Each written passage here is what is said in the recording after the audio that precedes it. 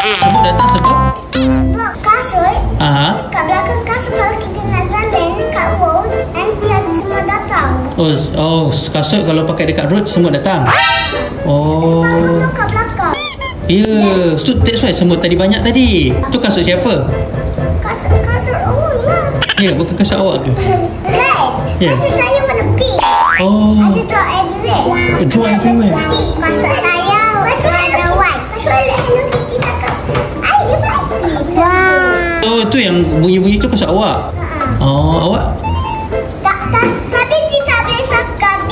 Dia tengok kasut nak pakai, dia tak gerak. You suka ke kasut tu? Sebab apa? Sebab Warna pink. Tapi tadi masa saya baby, saya tak ada kasut tu. Kasut lain masuk belakang dia tak koyak. Kenapa baby awak tak ada kasut? Saya tak ada baby. Awak tak ada baby? Masa saya baby, Aha. saya tak ada. Dulu ada abang saya born dulu.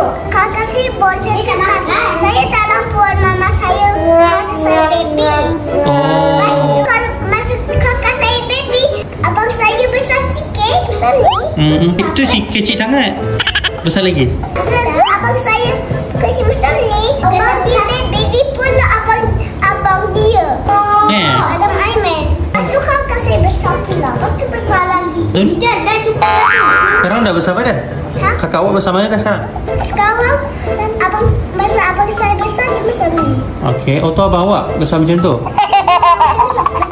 Oh, tu mama. Abang saya besar ni. Oh, besar lagi lah. Wah. Ayah saya, kakak saya besar ni. Okey, awak pula.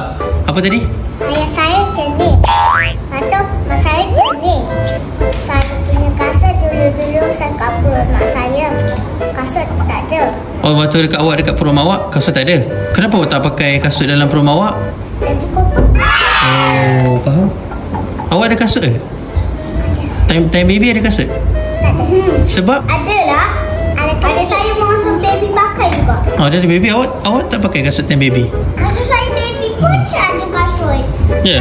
Tapi